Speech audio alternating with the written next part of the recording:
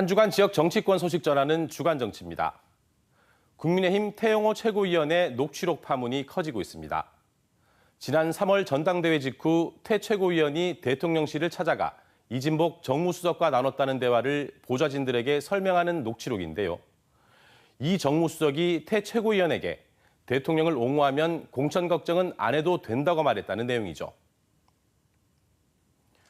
태 최고위원은 자신이 거짓말을 한 것이라며 전면 부인하고 있지만 논란은 더욱 확산되고 있습니다. 국민의힘 지도부는 당혹감을 감추지 못한 채 진화의 안간힘을 쓰고 있지만 쉽지 않아 보입니다. 당 지도부가 아니라 대통령실 출장소다. 당이 대통령의 사당이 되었다라는 비판에 제대로 대응하지 못하고 있습니다. 내년 총선 공천을 사실상 대통령실이 좌지우지할 것이라는 우려의 목소리도 더욱 커지고 있습니다. 새 지도부가 구성된 이후 대통령실의 검사 낙하산 공천설에 대해 괴담이라며 일축했던 당 지도부였던 만큼 더 당황스러울 텐데요. 공천에 가장 민감한 대구 경북 지역 의원들도 말을 아끼고는 있지만 촉각을 곤두세우고 있는 모습입니다. 현역 70% 이상 교체설이 계속 떠돌고 있고 최근에는 다선 의원들 중심으로 교체될 것이라는 말도 들립니다. 한 재선 의원은 측근들에게 이미 불출마 의사를 밝히기도 했다는데요. 현역 의원들의 위기는 곧 누군가에게 기회가 되겠죠.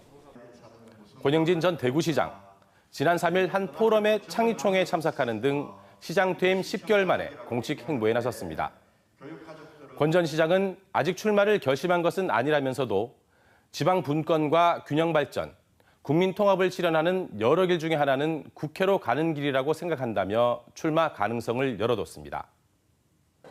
권 전 시장 외에도 여러 인사가 내년 총선 출마를 저울질하고 있는 것으로 알려지고 있는데요.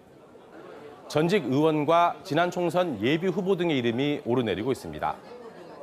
대구 경북 지역의 경우 오는 7월 군의군의 대구 편입 이후 선거구가 조정되면 출마 예상자들의 구체적인 윤곽이 드러날 것으로 예상됩니다. 지역 야당들도 서서히 내년 총선 준비에 나서고 있습니다. 더불어민주당은 이달 11일부터 21일까지 전국 253개 지역위원회에 대한 당무감사에 들어갑니다. 당무감사 결과를 바탕으로 지역위원장 교체 등 조직을 재정비할 예정인데요. 사실상 내년 총선 공천을 위한 준비에 들어가는 겁니다. 정의당은 지난 총선까지 모든 선거구에 후보를 내는 다수 출마 전략을 택했었죠. 하지만 내년 총선에는 가능성이 높은 선거구를 선별해 후보를 내기로 했습니다.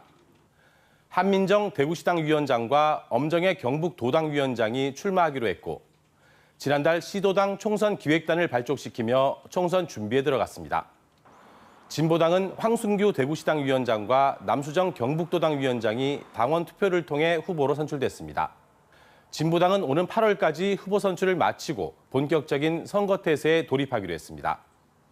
총선까지 앞으로 11개월 남았습니다. 윤석열 정부의 중간 평가이기도 한 선거인 만큼 국민의힘의 공천에 관심이 집중되고 있습니다. 정권 심판론을 외치는 야당들도 후보 선출에 심혈을 기울일 것으로 예상되는데요.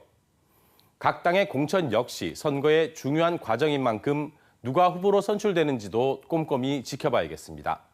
주간 정치였습니다.